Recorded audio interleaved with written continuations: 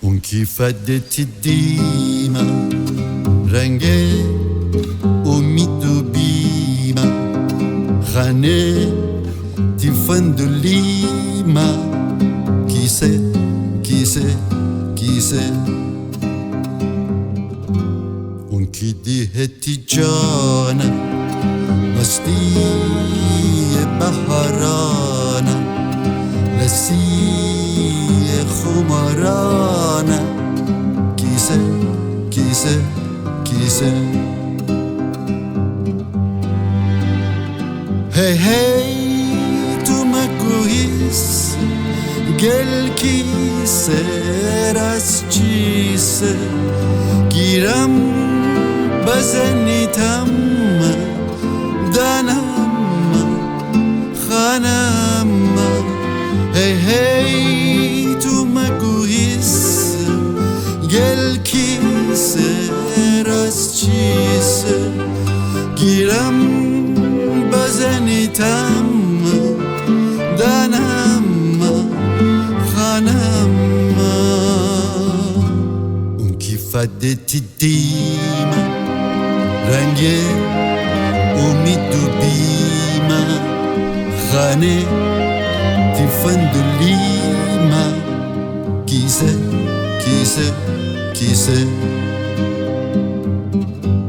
اون کی دیهتی جانه مستی بهارانه لسی خمارانه کیسه کیسه کیسه کیسه کیسه کیسه کیسه کیسه کیسه کیسه کیسه کیسه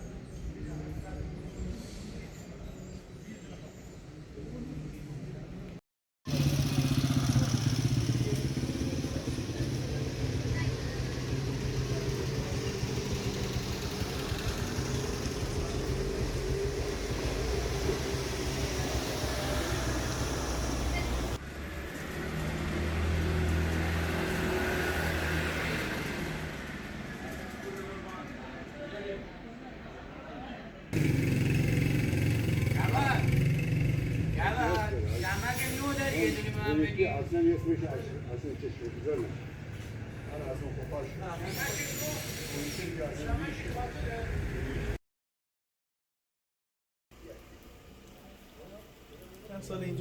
چند سال اینجایی؟ از سال 93 93 الان یه شعبه هم نیست که چند تا شعبه این دیگه درسته؟ فعلا که یک شعبه توی امین ضرب داریم، شعبه 2 یه خانه قدیمی اینجا هست که اجاره کردیم، خانه 170 ساله است که خانه نمایشگاه اینجا. بعد فعلا مشغولیم دیگه. از فکر میکنم سن 20 سالگی توی این کارم. ایوه از 20 سالگی توی این کارم. چی شد؟ خانواده اصلا بودن تو این کار، شما اومدید تو این کار؟ من پدرم که تکنیسین برق بود، بازنشسته بود. البته مامان منم فرهنگی بود، معلم بودن. من به چوب علاقه داشتم، آها از چوب به چوب شروع علاقه شده. داشتم. به چوب علاقه داشتم، با ارمویی و معرخ‌کاری شروع کردم و دنبال کار قدیمی میرفتم. آها. علاقه داشتم. اینطوری پس از چوب شروع شد. آره. توی خونه قدیمی های توی سوار سازان و توی استاد سرا میرفتم با دوچرخه. بعد پشت بازار راستی که صندلی کرایه میدن، اون پشت جای بود جعبه میوه های چوبی رو، خب اون موقع جعبه میوه ها چوبی بود، پلاستیکی نبود، آره میدونم. میریختن اونجا. آها. بعد میبردن بیرون شهر میسوزوندن. خب من یه دوچرخه 28 داشتم با یه چکش که اون چکش رو دستش چوبی بود. بعد دستشو بردم با آهن برام جوش دادن سال 80. این چکش همون چکش، این همونه. این همون چکشه عجب. که با لوله آب جوش دادم اینو. چقدر جالب. این چکش جالبه. با این میرفتم اون پشت اون جعبه میوه های چوبی رو باز میکردم میخواشونو. اون موقع چوب ها چون ارزان بود چوب شمشاد، این جعبه میوه ها چوب شمشاد بود. و اینکه اونا رو می آوردم خونه پدرم، سنباده دستی میزدم با ارمویی دستی، باهاشون جاسویچی درست میکردم، یه چیزای آینه درست میکردم، میدادم به صنایع دستی ها. اول شروع من خیلی کم بود، بعد که پشت به کار گذاشتم و دیدم خیلی خوب دارم پول در میارم، مادرم بگیرم از آموزش ببرش ماهی 170,000 تومان اون موقع حقوقشو، ولی من هفته 600,000 تومان پول در می آوردم. ایوه. هفته 600,000 تومان پول خیلی. این تو 20 سالگیتون بود. تو 20 سالگی بود، دوست داشتم، این علاقه 20 داشتم. سالگی دیگه دانشجو بودین دیگه. نه من دیگه یک جا یک مقطعی دیگه استوب کردم تو تحصیل، رفتم تو شغل خودم.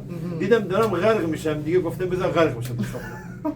دیگه به تحصیل ادامه ندادم، رفتم تو بیزینس و کار.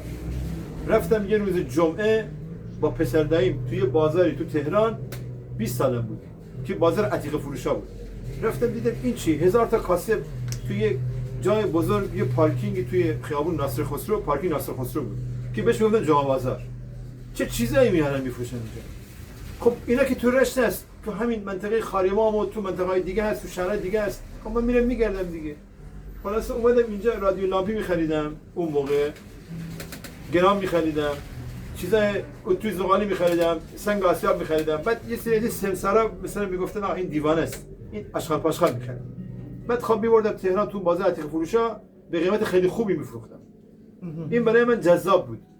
یعنی از اینجا پایینتر میگرفتین اونجا بالاتر. آره خیلی جالب بود برای من. البته این همه تجربه شد. بله. این شغل واقعا انتها نره، شغل آنتیک اصلا انتها نره. من الان 30 سال تو این کارم، بعضی چیزا رو باز بلد نیستم. شاید مثلا بدونم الان اسکناسات چه قیمتی داره، سکه ها چه قیمتی داره، یه بخشی دوران پهلوی، دوران رضاخان، دوران احمدشاه. ولی خب باز یه چیزهایی هست توی شغل ما که ما باید پوست بندازیم توش. مثلا من یه مدت پنجره های عروسی قدیمی رو میگرفتم تعمیر میکردم، از لایجان میخریدم و به این شرط میخریدم که بره تو خونه دیگه نصب بشه یا بره توی رستورانی نصب بشه. و خیلی دوست داشتم که کارهای من تو رستوران‌های خیلی خوب باشه، توی هتل‌ها، بومگردی‌ها، اقامتگاه‌ها که الان 10 سالی اقامتگاه‌ها، بومگردی‌ها توی گیلان داره رشد میکنه. شما تو رشت نگاه بکنید فکر میکنم هر 40 تا مغازه 2 تا رستوران و کافه هستش. خیلی باب شده و همه مردم ایران گیلان خیلی دارن بهتر میشناسن و براشون جالبه و همیشه میان تو بازار رشت و خیلی جالبه. این گذر خاریمام که ما هستیم گذر قدیمی اینجا. این راستی حصیر فروشان اسمشه. این قدیمی بود، این گذر بهش گفتن راستی حصیر فروشان. یعنی کار حصیر میکرد. اینجا لحافتوزی بود. بله لحافتوزی چند تا هم هست. حصیر بافی بود اینجا، ولی الان دیگه نیست.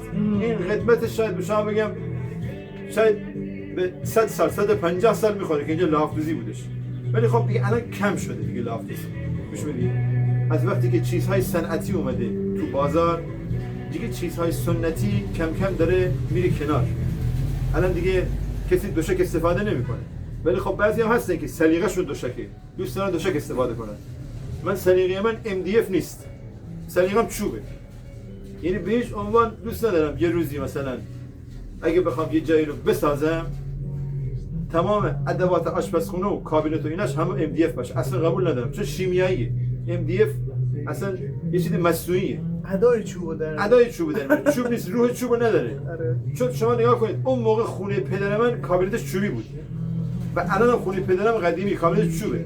توش ما سوسک ریز نداشتیم الان، ولی تمام خونه‌ای که الان کابینت MDF های کلاس و سوپر های کلاس دارن سوسک ریز تکثیر میشه. اون وسایل برقی از پدر کمک می‌گرفتی؟ 100%. مثلا به بابام میگفتم مثلا این چرا اینو میپرسم خب ببینم که مثلا خانواده همراه بودن. لوستر قدیمی رو من میخوام سیب کشی کنم. آها. خب چون من لوستر بلد نبودم ولی یاد گرفتم. بابا به من یاد داد. و اینکه همیشه مدیونشم تو یک مسیری خیلی کمکم کرد. حتی مادر حمایتم کرد و به من جرأت داده. جلوی من نگرفتن. چند تا عکس یادگاری با یه بغض و چند تا نامه، چند تا آهنگ قدیمی که همه دل خوشیامه،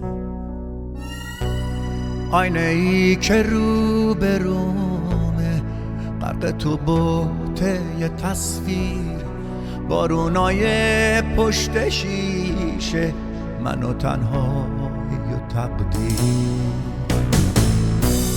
دست من نیست نفسم از عطر تو کلافه میشه، لحظه ای که حسی از تو به دلم اضافه میشه، باورم نمیشه اما این تویی که داره میره، خیره میمونم به چشمات حتی گریم نمیگیره،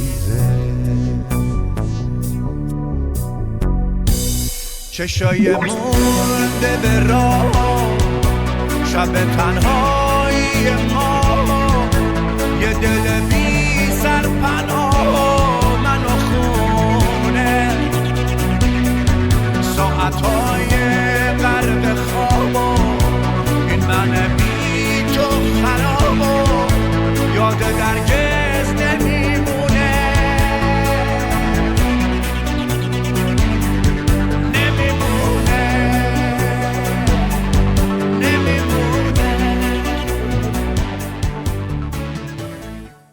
و همیشه پدرم به من میگفتش که من کوچیک بودم 20 سالم بود میرفتم بازار عتیق فروشا، میگفت پسر تو کوچیکی سنت کمه تو میری اونجا آدما چجوری هم فکر میکرد که مثلا اونجا یه سری آدما هست سیبیل کلوفتن و کلاه شاپو گذاشتن، خلاصه یه روز به خاطر که این تفاهمات و این چیزا و ترسا از دل بابا بیاد بیرون برش داشتم بردمش تهران با اتوبوس. خب اتوبوس 302 موقع تو شیبا بود.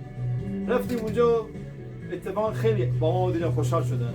استقبال کردن گفتن این شما رو میشناختن. این پسر شما ماشاءالله توی این بازار اومده خیلی زرنگه، ما خیلی باش واقعا رابطه خوبی داریم، کیف می‌کنیم.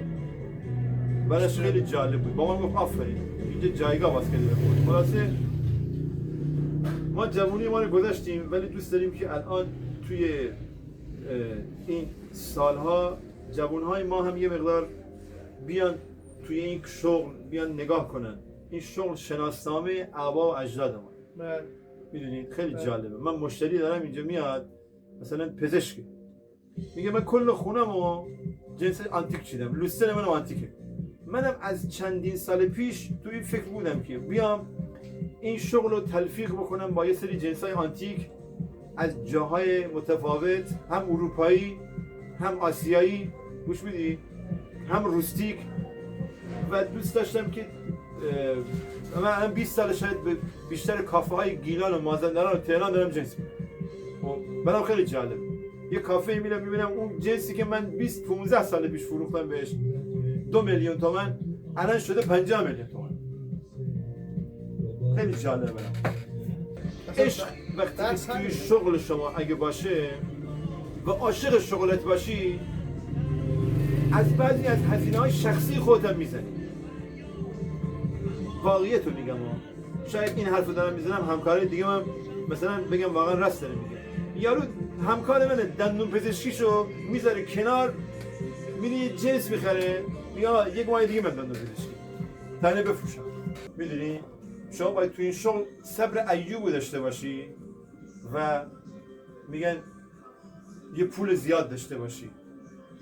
ولی خب من به نظر من توی این شغل شما از داشتهات باید استفاده کنید. این شغلی هست همین الان در سال 1404 که ما هستیم آره بشه با تلاش توش کاری کرد یا نه فقط مختص زمان شما بود؟ حرف جالبی رو شما اشاره کردی و اینکه این حرفی که شما اشاره کردی یک جواب داره، اونم جوابش اینه که آدمش باید کی باشه. آها. این شغل از دور برای خیلی تصورات داره. بعضی هم میگن چه شغل شیکیه با کلاسی. آره ولی شما باید کسی که میاد تو این شغل اول باید عاشق این شغل باشه. هر شغل یه سری کلاس ها داره. یکی دندون پزشکی، یکی پزشکی، خب برای خوش کلاس داره. گوش بدین؟ همه شغل ها خوبه. نونوان برای خوش کلاسی داره. بس دیگه داره چجوری خودتو با اون شغل وقف بده. من هیچ وقت تو این شغل من یه کاری رو که میخوام الان توی این سن انجام بدم نمیام یه لوستر قدیمی رو بردارم دستم بگیرم ببرم یه الکتریکی بگم آقا اینو برام سیم کشی بکنه از اول تا آخرش، بعد بیارم اینجا بدم دست مشتری بخره اینو، خب ببره خونه بزنه تو برق، بعد چی بشه؟ برقش قطع بشه، بگم آقا این چی لوستر تو ما فروختگی اینطوری شد. گوش میدین؟ عزیزم شما باشی. پس اینه که شما کارو خودت هم انجام میدی؟ من خودم انجام میدم دیگه. من خودم هم میخرم، هم تعمیر و بازسازی میکنم، هم نگهداری میکنم و هم میفروشم. خب پس من یه چیزی فهمیدم، تو این شغل کسی میخواد باشه باید همه فن حریف باشه. نه آخه بستگی باید داره. چند تا تخصص داشته باشه بستگی دیگه. داره. یکی نگاه کن، من چندین سال توی شرکتی بودم، توی شرکت کاشی بودم، تو بخش نمایشگاهش بودم. میرفتم شهرستانا برای نماینده‌ها دکور می‌زدم. همزمان همین شغل منم داشتم. یه دوره 5 ساله‌ای هم رستوران زدم تو مرکز شهر. گوش میدی؟ این شغل منم داشتم.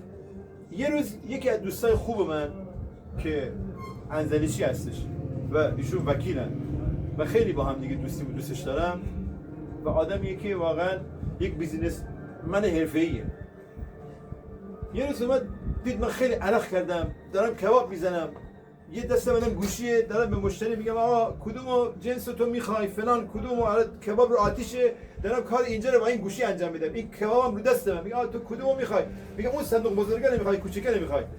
میگم خب باشه. همون موقع داداشم آقا غذای مشتری رو بده دیگه. آقا داداشم میگم غذای مشتری رو بده. من کوبیده رو کشیدم تو برنج ماش کشیدم، دادم به داداشم، گوشی دستم بود. این دوستم تو مغازه نشسته بود. خب همین دوستم که به من یه راهنمایی کرد، به من گفتش که یه چیزی بهت بگم نیما. گفتم چی؟ گفت تو همین شغل آنتیکتو برو جون. از رستوران بیا بیرون. رستوران خستت کرد، بد اخلاقت کرد. گوش میدی؟ آره. و کرونا که شد دیدم وضعیت بازار اصلا افتضاحه. کسی تو رستوران نمیاد غذا بخوره. مردم میترسیدن، با ماسک میومدن تو، دستکش مینداختن دستشون. یه سری کسب و کارا تو کرونا تعطیل شد کلا. رستوران خیلی ما آسیب دیدیم نه 2 ماه بستیم، دوباره 3 ماه بستیم. همین مغازه‌ای که توش هم من 3 ماه بستم به خاطر کرونا. گفتن آ ببند. اونجا رو دادم و وقتی که رستوران رو دادم اومدم اینجا یه مدت نشستم تو مغازه، فهمیدم تازه از مادر متولد شد. اینجا چون رستوران یک شغلیه که واقعا آدم کش استخون خورد میکنه. تو خوابیدی شب، نصف شب تو خواب به فکر زعفران و جوجه کباب فردت، به فکر اینه که باید جیگر سفارش بدم، یادم رفت. فردا پنجشنبه سرم شلوغه، کارگرت زنگ میزنه ساعت 4 بعد ظهر میگه امشب میخوام بریم مهمانی، من نمیام. این یکی از معضلات رستوران داره. ولی شغل خود من یک سری محسنات داره، یک سری نمیگم معایب داره، یک سری کار پرتلاشی داره. یعنی باید تعمیر کنی یه چیزایی، بازسازی کنی. یه چیزی که میخری همون چیزی نیستش که مشتریت میخواد ببره خونش. باید اینو اسمبلش کنی، تمیزش کنی، بازسازیش کنی، بذاری تو ویترین آماده بشه برای فروش. این مراحل هم داره که اینا همه حاصل تجربیاته. سال به سال باید یه تجربه کسب بکنی که چه رنگی رو با چه رنگی من قاطی بکنم این رنگ میشه که بزنم روی این، پتینش کنم اینو.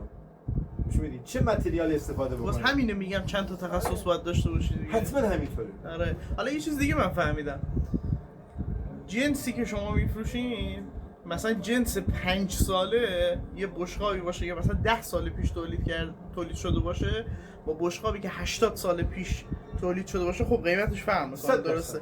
100%. کسی هم که داره این شغل رو انجام میده، آره. مثل اون کالاها باید عمر داشته باشه توی این بله. شغل که بتونه این کار رو انجام بده. باید عمر داشته باشه، باید دانشش رو داشته باشه و دانش این شغل. نگاه کنید چجوری بعضی موقع شما یه گوشی میخری هر 2 ماه به 2 ماه خودش میگه آقا من بروزرسانی بکن. شما تو این شغل اینم بروزرسانی داره؟ باید بروزرسانی بشی. عجب. بری بگردی، بری توی سایت ها، بری باز ببینی، بری مطالعه کنی، بری دنبال کتاب بگردی، کتاب های خوب، کتاب های جامع که به شما میگه آقا این ساعت ها، این میز ها که آنتیکن اروپایی هستن، این عکس‌ها، تابلوها چه سالی چه قیمتی بود به دلار، چقدر و جالبه. الان به دلار چنده. من اگه اینو سال 90 میخریدم به دلار 2000 تومان این ساعت رو، 90 شمسی میفرمایید؟ بله 90 شمسی، الان 1440. بله. این ساعت رو الان باید به دلار 100,000 تومانی بخرم. خب کی میخره از من اینو؟ آیا میخره کسی از من؟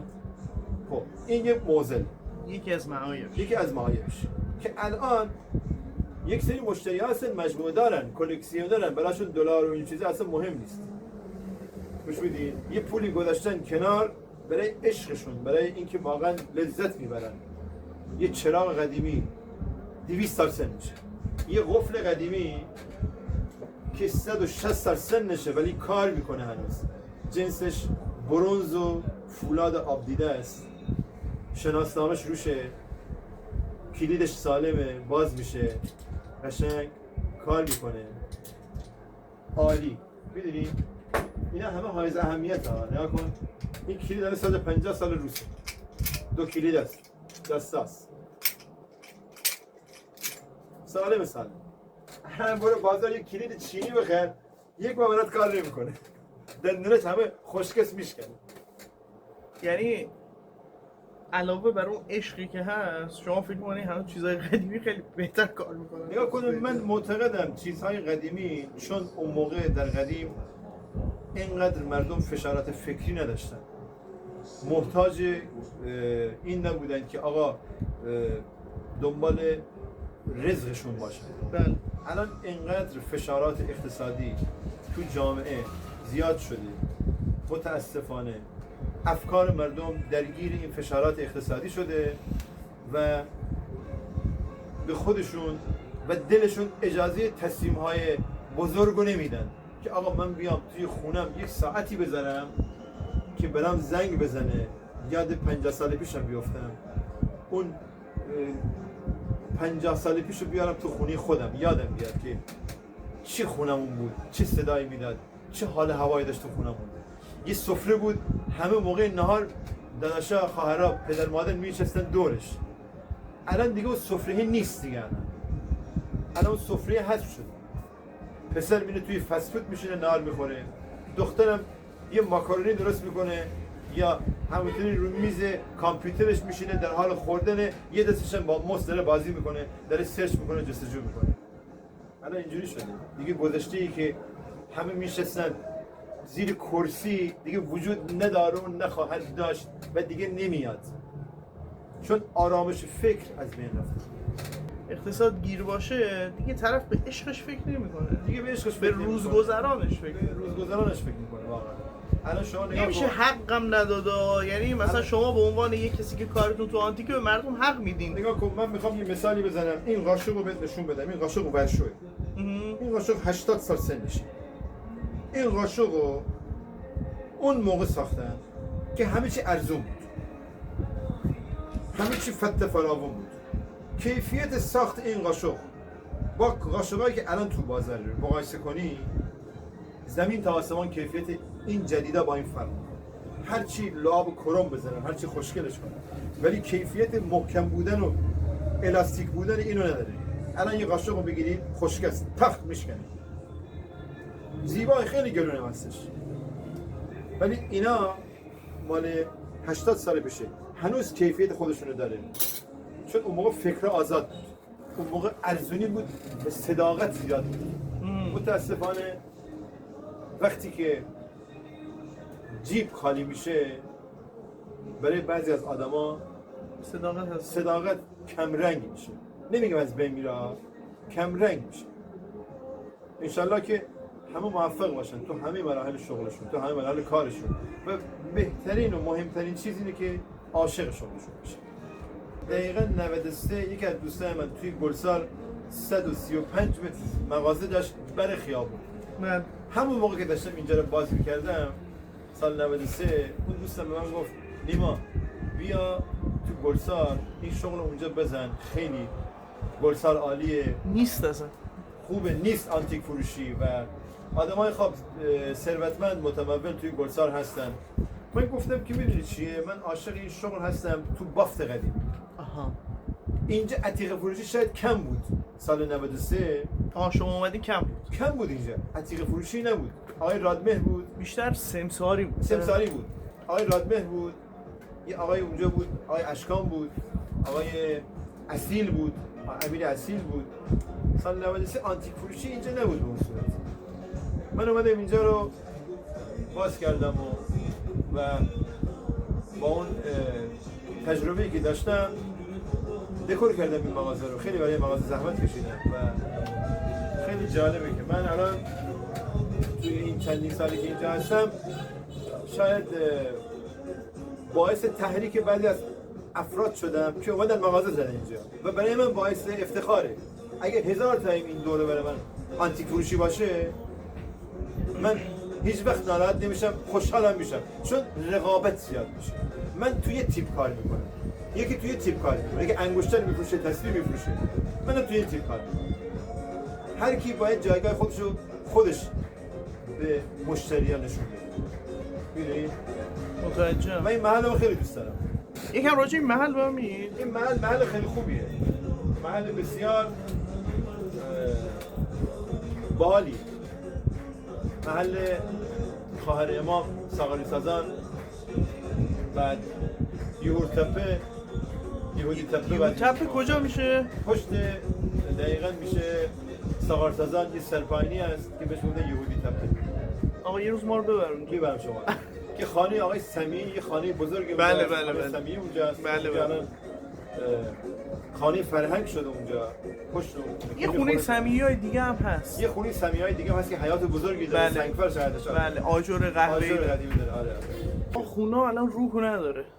متاسفانه نه دیگه. الان خونه ها هیچ روحی نداره. آپارتمان ها الان یک خونه ویلایی که قدیم خیلی توش حشر و نشر میشد، می اومدن میرفتن 400 متر، الان تبدیل شده به یک 8 واحد 70 متری. شما برای زندگی کردن الان داری ساعت میزنی، میری تو خونه، میای بیرون، کرکره برقی میزنی میره بالا. من کرکره مغازه من دستیه، عوض نکردم. عجب. دوست دارم. اون موقعی که برق میرفت همسایه ها می اومدن وای میسادن 2 ساعت تا برق میاد کرکره بدن بالا، ولی من کرکره با دست میدم بالا. چرا آدم های قدیمی 90 سال سن میکردند و الان آمار سن اومده پایین، مرگ و میر زیاد شده، سرطان زیاد شده؟ به خاطر همین حرکت های فیزیکال بود. فیزیکو از مردم گرفتن یه جورایی. به نظر من مدرنیته هم یه مقدار آسیب میزنه 100% به زندگی مردم. 100%. والا الان مرده 2 قدم را میخواد بره خرید بکنه، ماشین برمی‌داره میره. پیاده برو، خب چی میشه مگه رشت مساعدش چقدر میگه رشت؟ اونایی که تو گیلان هستن میدونن گیلان چیه. استان گیلان استان بسیار با دانش و با ریشه و با سواد. با اینکه محرومه. نگاه کن محرومیت های استان گیلان به خاطر محبوب بودنش. گیلان برای خودش سبزه ولی استانهای دیگر رو سبز میکنن، مصنوعی سبز. گیلان برای خودش قشنگه، بازارش کسی نمیده، مهندسی نمیده تو بیا این مغازه رو این رنگی بکن، تو بیا اون رنگی بکن. من ندیدم تا حالا کسی بیاد بشینه تو تلویزیون بگه من اومدم این قسمت شهر رو میخوام قشنگ بکنم. میخوان گوش درست بکنن، چشم کور میکنن. متاسفانه رشت رو با چی عوض میکنه؟ رشت رو با هیچ. یعنی اگه بهت بگم بیا توی یه مغازه خوبه تو تهران میدیم به ایجا من میگن آقا بیا برو تو تورنتو الان بدی هایپر مارکت بزرگ میدی. من رشت دوست دارم. نمیگم اصلا بحث این یه حس ناسیونالیستیه که واقعا فکر میکنم برای بعضی از مردم گیلان خیلی حائز اهمیته و رگ دارن روش. و من از اون آدمایی هستم که رو شهر خودم، رو استان خودم رگ دارم. من عاشق رشتم، عاشق انزلیم، عاشق لایجانم، عاشق ماسولم، عاشق فومنم. همه گیلان دوست دارم. هیچ وقت بین هیچ شهری توی شهرهای گیلان فرق نمیذارم، چون همه گیلان و همه باصفان، همه خوشمشربن، شیکپوشن و اون جایی که تو گیلان من بعضی استانا هستش مثلا یه جای دور افتاده داره، دور افتاده ترین روستای گیلان مردمش همه آپدیتن، به روزن و خیلی جالبه. مشتریایی میان پیش من از خارج از کشور میان به من میگن ما اومدیم از سوئد اومدیم رفتیم تو چوماچا یا توی ساغالاکسا یا حالا هر جایی اسم نمیخوام ببرم، اومدیم یه جایی رفتیم گرفتیم درست داریم میگه سنتی مسائل قدیمی میخواد توش بشینیم. من بهشون مسائل قدیمی میگم، خیلی برام جالبه. بهشون عکسایی میدم از گیلان، از استاد کوچیکپور. تو این همه سال چند سال تو این کارین؟ من حدوداً 29 سال. آدمی دیدین که همیشه تو ذهنتون باشه تو این کار؟ تو این کار؟ آره. چه میدونم تو تهرانی جای دیگه ای مثلا همیشه بهش فکر بکنی؟ همیشه بهش فکر بکنی. میشه بگی که یکی از دوستان منه که ایشون سال 75 توی آلمان 20 سال رستوران داشت. 75 اومد ایران. ایشون یک کارخونه ای زد تو کردان کرج و خانومش آلمانی بود. کارخونه یک کارخونه ای زد که کارخونه اسمش بود آلا پلاستیک. کارخونه اسباب بازی برای بچه‌ها از این شانسیات تولید میکرد. اسمش بود چیتوشه. اسم کارخونهش بود. خیلی جالب. این چندین سال تو نمایشگاه شرکت کرد، خیلی موفق بود ولی عاشق آنتیک بود. خب من تو بازار عتیق فروشی تهران بودم یه روز، دیدم آقای اومد به من گفت آقا اینا چنده، این چراغ چنده، اون پنجره قدیمی چنده. عاشق داره پنجره‌های قدیم و تو خونه‌ش هم خیلی قشنگ دکور کرده بود، همه رو چیده بود. اینا رو تبدیل میکرد به میز، به پارتیشن، تو دیوار کار میذاشت. بهشون دوباره زندگی دوباره میداد. پنجره‌هایی که 170 سال پیش 150 سال پیش با دست ساخته شده بود، شیشه‌هاش الوان و رنگی بود، همه قاجار بود، شیشه‌هاش آلمانی بودن، صفوی بودن. اینا رو تو خونش کار میکرد و خیلی جالب بود. این یه مشتری بود برای من که منو تحریک میکرد که من برم دنبال این پنجره‌ها و اینا رو بخرم، مرمت کنم، بهش بفروشم. چقدر جالب. و خیلی برام جالب بود که شما فرمودی الان که به کسی هست که بهش فکر بکنی. سال 80 اومد پیشم گفتش که من کارخونه رو فروختم. گفتم خب چی می‌خوای بکنی؟ گفت می‌خوام بیفتم تو کار آنتیک.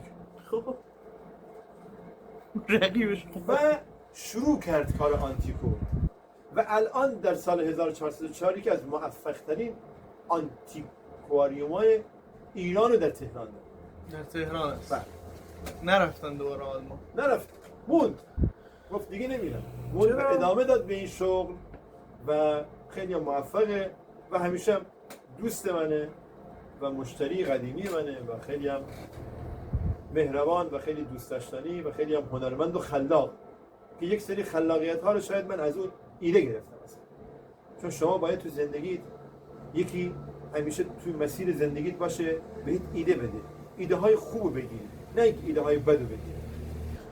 جنسی بوده تو این سالهایی که دارین کار میکنین؟ آره اول میخوام اینم که جنسی بوده که اصلا دلتون نمیاد با هیچی عوض کنی؟ آره تو خونتونه؟ آره چیه؟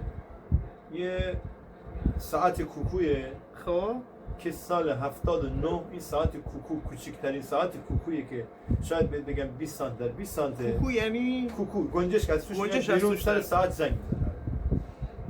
اینجا یه عتیقه فروشی بود که من باش کار میکردم توی خانه ما به نام رادمر. ایشون از یه خانواده خیلی قدیمی که اینا ارمنی بودن در رشت و خیاط بود، این آقا خیاط زنانه دوز بود به نام جوراب. بعضیا میشناسن قدیمی ازش جوراب. کجا بود خیاطیش؟ خیاطیش نزدیکای چهارراه میکائیل. دقیقاً الان این رازی کجا هست؟ آزمایشگاه رازی. آزمایشگاه رازی. نفش اون کوچه بود. آها. روبروی آرتکوبی بود. اونجا خیاط خونه‌ش و خونه‌ش بود. یه ساختمان قدیمی هست دقیقا روی آرتکوبی که بالاش قلمچی نه دقیقاً میشه یعنی این نبش بیمار آزمایشگاه راست پشت آزمایشگاه رازی. آها، پشت. بر خیابون شد. اونجا خونه جوراب. خیاط زنانه دوز بود. خیاط عروس بود. خیلی با سلیقه بود. ارمنی بود. و این کالاهایی رو اون موقع گذاشته بود برای فروش. میخواست بره ارمنستان، یه سری رو دوست ما خرید که تو اون کالاها من این ساعت خوش آمد خریدم و در بدترین شرایط زندگی خودم خط قرمزم بود و نفروختم و الانم دارم و خیلی دوستش دارم. بدترین شرایط مالی بدترین شرایط مالی داشتین؟ بدترین شرایط مالی؟ خیلی چندین سال کوتاه البته. واقعا حالا جنسی هست بهش فکر بکنی بگه چرا من اینو فروختم؟ چرا آره هست. اون چیه؟ امیدوارم اون کسی که خریده اینو بیاد پسش بده. ولی جالبه که من حاضری پسش بگیری؟ دوست دارم. من یه جایی رفته بودم توی خزربیلای انزلی. خب باز یه سری جنس ها به من پیشنهاد شده بود که بخرم. توی اون جنس ها من چون عاشق از بچگی و نوجوانی عاشق مهمانداری و کباب زدن و چیزا بودم. از دور همی جمع خوشم. سفره داری؟ دوست داشتم. مهمون میومد خونه ما همیشه مهمون میومد. من خیلی دوست داشتم که مثلا بشم آشپز، مثلا اون مهمونی کباب بزنم براشون عشق میکرد. علاقه داشتم، هنوزم دوست دارم. مثلا از جمع خوشم میاد. یه دونه منقل امریکایی تاریخ 1800 خب. گرد، منقل گرد 3 تا پایه با یک اهرم خیلی خوشگل. عکسشو که نداری؟ عکسشو ندارم که زغال میریختم روش. خب باد خودش باد میزد، باد دست شدنی بود. این دوست من که گفتی که به کی فکر میکنی که خیلی دوست خوب منه، به همین فروختن. به همین فروختن. خب و من گفت اینو بده به من. منم رو دوستی و رو ارادتی که بهش داشتم دادم بهش و فروختم بهش. پس خوشحالی که بهش گفتم نفروشی، به این شرط بهت میفروشم ها، نفروشی ها. خلاصه 2 سال پیش 3 سال پیش رفتم تهران پیشش، بهش گفتم که محمد جان منقل کو اون منقله رو داری؟ گفت یکی اومد پیش من 100 میلیون از من خرید کرد. گفت اگه این منقله به من ندی نفروشی، من این 100 میلیون رو نمیخوام ببرم انسان. منم مجبور شدم بهش دادم. ای بابا این اون چیزی بود که من دوست داشتم. خب خیلی چیزای خاصه داشتم فروختم، ولی خب اینو من دوست داشتم اصلا، چون باهاش خاطره چی داشتم. جالب، یعنی مهمون میومد تو همون درست میکردی؟ همون درست میکردم، اصلا دیگه به باد زدن احتیاج نبود. عجب. یه لوله داشت کفش همه سوراخ بود، یه دسته اهرم داشت اینقدر 70 سانت قطرش بود، گودیش هم 15-20 سانت بود.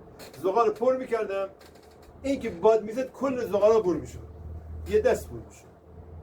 کوبیده بزن، جوجه بزن، چنجه بزن، هر چی دوست داشتی روش بزن. ماهی روش تور براش ساخته بودم، تور استیل روش ماهی میذاشتم ساخته. خیلی جالب. ان شاءالله که هر کی که اون داره ان شاءالله که کباب‌های زیادی بزنه روش. امیدوارم که روزی بشه یه مقدار اقتصاد رشد بکنه و دست مردم بچرخه که مردم بتونن واقعا به چیزایی که تو قلبشونه برسن، چیزی که دلشون میخواد، عاشقشن. یک ساعت خوشگل، یه چراغ خوشگل، یه پنکه خوشگل، یه پنجره زیبا. این قفله چه آنیمو؟ این قفله انگلیسیه. این پرچاش همه از مسه، دستسازه بیشترش. خب و اینکه حدوداً 150 تا 160 سال سنشه و با این سنش و این امکاناتشه که در پوش داره و اینکه کلیدش سالمه. اون موقع اینو مثلا میذاشتن قفل درب انباری، درب صندوق فولادی داشتن. اینا رو ایران خودمون میساخت و دستساز همه. یلا ایرانیه؟ بله ایرانی خودمون میساخت، دستسازه. بعد این هم قفل پیچیه ایرانیه. چی جالب. بله دستسازه. بعد تو که فیلم ها طرح فقط کلیده ولی قفله، کار میکنه، باز بسته میشه. میوه. این تا 3 تا سایزه دارم اینجا. گواهینامه چی آنیمو؟ این مال سال 82 منه که رفته بودم عضو شهرداری منطقه 12 جمعه بازار صنایع‌دستی که آنتیک فروشی بود که تا سال 95 اینجا فعالیت میکردم. این عکس سال 82 منه. 82 ورودتون بود؟ نه 80 ورود من بود. 80 ورود. اینجا سال 83 که یک سریالی رو، یه خونه رو، لوکیشن خونه رو من دکور کردم، کاهگل کردم که کار آقای محمد علی طالبی بود. ایشون آقای ملک موتیه. اینم سال 83 منه. ایوه. ماه شب 14 اسم این سریال بود به کارگردانی آقای محمد علی طالبی. اینا هم آرم شیر خورشید داره روش. این قفلا هم ساخت ایران بود. این ساعت هم که میبینی ساعتای کوکیه. اینا کوکش میکنی، کار میکنه، زنگ میزنه. اینا کره‌ایه. این ساعت 140 سالش امریکاییه. این ساعت سال کوکه، یک بار کوک میکنید یک سال کار میکنه. این ساعت ماه کوکه، روش نوشته 31 دیز. این ساعت هم فرانسه است و تک کوکه، هفته کوکه. آها. آره هفته کوکه. این رادیوهایی که اینجا میبینی اینا رادیوهای لامپیه. اینا فیلیپسه. اینا رادیوهای لامپی بوده. بعضیاشون بدنشون چوبه، بعضیاشون بدنشون باکالیته. این آینه ها قاجاریه که میبینی آب نقره است. اینا جنسشون. این همه مشبک، کار بیشترشون دسته. چقدر جالبه. آره. این چراغ‌هایی که اینجا میبینی چراغ‌های سفیتیله‌ایه. این چراغ‌ها سفیتیله‌ایه. این چراغ سفیتیله‌ای رضاخانیه، مال دوره رضاخانه پهلوی اول. بله. این قاجاره 100 خورده 80-90 سال سنشه. کنارش هم که این سفیتیله‌ای میشه پهلوی دوم محمد رضا شاهی میشه که اینا هلندیه. این که تو خونه های قدیم پدر بزرگ مادر بزرگ ما اینا هم وارداتی بوده دیگه. بله اینا وارداتی بوده. روی این باقلا خورش درست میکردن، آلو مسما درست میکردن، برنج درست میکردن روی اینا. عجب. این چراغ هم چراغ های گرمایشی اون موقع بوده. اینا تورمه آلمانه. اینا 2 تا مدلشو دارم اینجا. اینا گرم میکرده خونه رو. اون موقع گاز نبوده. اینم فانوس دریاییه. چه جالب. و اونم سماورای زغالیه. بشقابه چی داره؟ بشقاب وارداتی. اینا هم قدمت دارن؟ نه اینا جدیده، وارداتیه.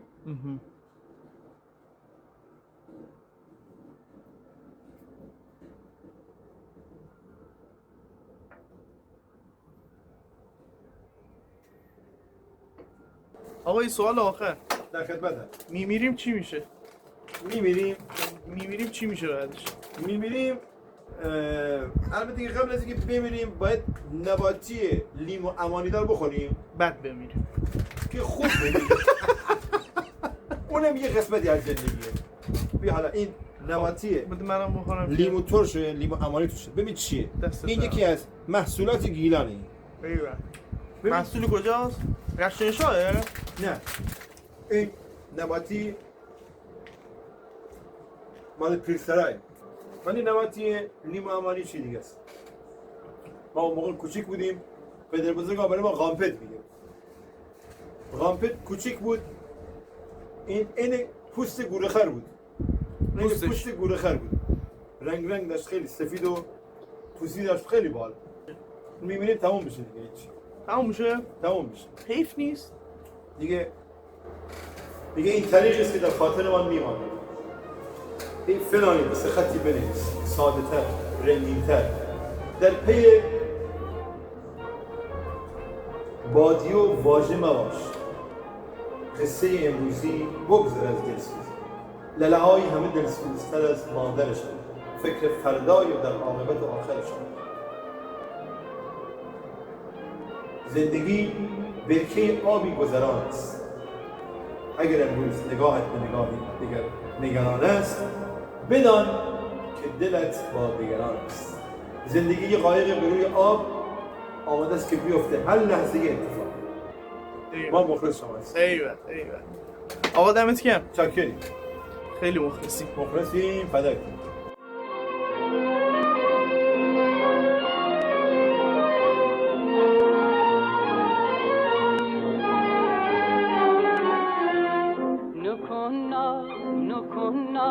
مرا شیدا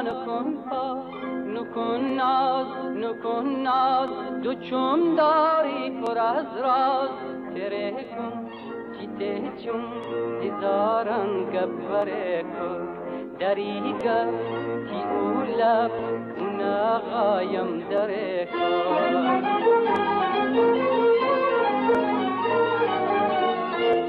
کی چوم آتش فشانه کی فانوس شبانه بنازم کی جمانا کی لب یاقوت مانه بری میقوت جانا بنازم کی لبانا نکن مرا شیدا نکن تو چون داری